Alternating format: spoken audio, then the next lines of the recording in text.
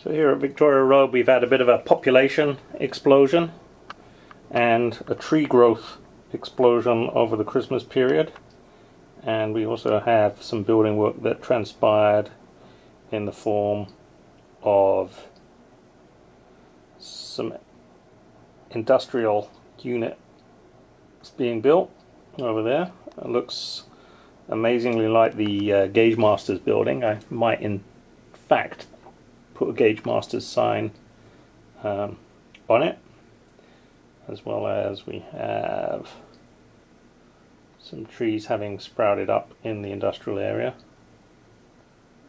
I believe it's a sycamore tree has grown over there over the holiday period. Some additional trees have grown in the background in the brewery section, and it looks like we've got some growing in the river area here. These are all temporarily in place with just their plastic stands. Oh, it seems like we've had high winds has blown one over.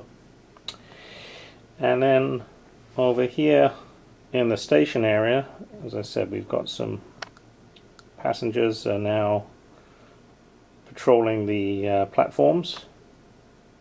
We've got a combination of some seated passengers and some standing passengers starting to appear,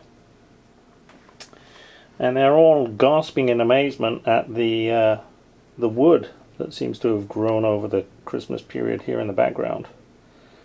I decided to put some trees here, break up the track that's running up the incline.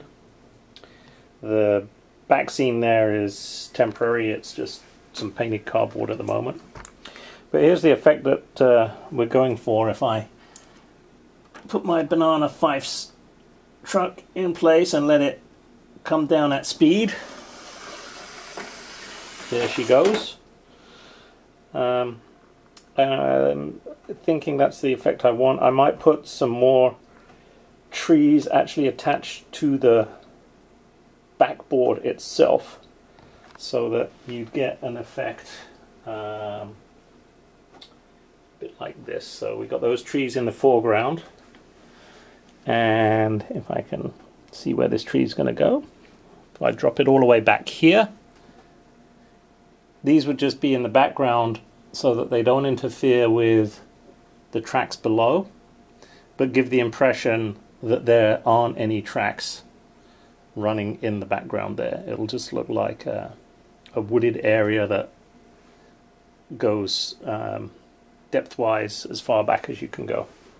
Anyway, that's the plan. I've mixed these woodland scenics trees with some Bachman trees, which are a lot finer in detail. These fine trees will go in the foreground, and we'll stick with the dark, thick foliage trees in the background.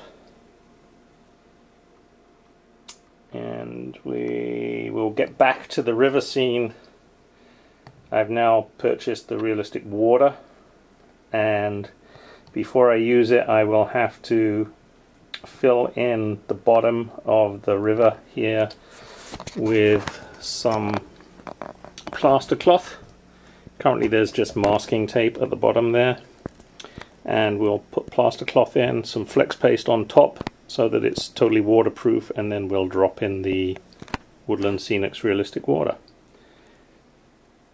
which may happen in part 2.